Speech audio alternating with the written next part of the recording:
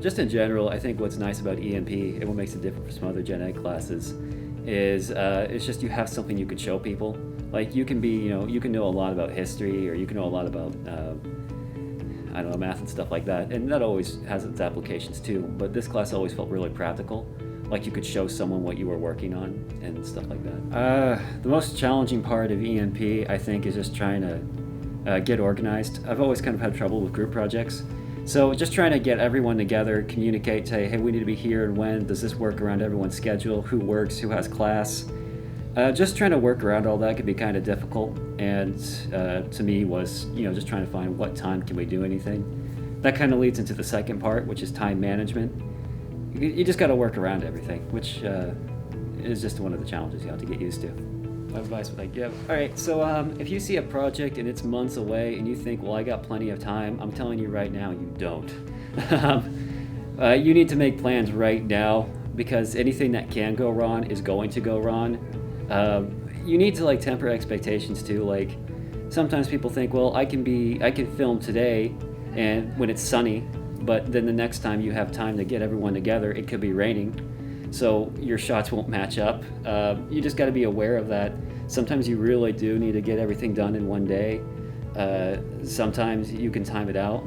It just depends on what you can do. But you just always need to be prepared to adapt your project to whatever's happening.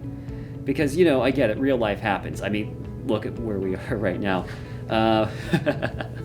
You just got to adjust. You got to be adaptable. You need to be able to make a plan, but it's also important to be able to adjust that plan and be able to work with what you've got and being able to put it together. And then that's what's important because what you plan from the very beginning probably isn't what you're going to end up with. But it's just important that you're able to have something at the end of the day that you're proud of. The best part about EMP was I was going to learn a lot of things to deal with video editing and a lot of things to deal with photography and photojournalism, how you could go in with Photoshop and white balance a photo or make it darker, that sort of thing. EMP as a whole was really fun learning all of these different aspects of it. The most challenging part about being in an EMP class was actually at first learning the material or what you were going to go into to use, but after you started getting hands-on and going about using it, it started becoming easier and easier to use. That's always the hardest part, is starting off with something you don't know, but you learn from experience with it and get better at using it.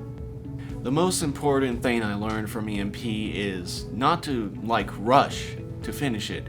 You take your time, you find what you need, you make your videos, take time to edit, and make something that's worthwhile to keep and something that's from your imagination. Because after all, where else do you get these ideas but from your mind itself? My advice I would give to students that are just coming into EMP here at OTC is to, if you enjoy it and you enjoy a certain aspect of photography or video editing, you'll excel here.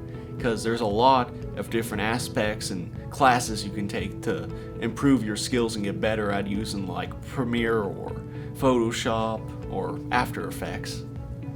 What makes EMP classes different from Gen Eds in every aspect is it's something I enjoy and it's something I really excel in.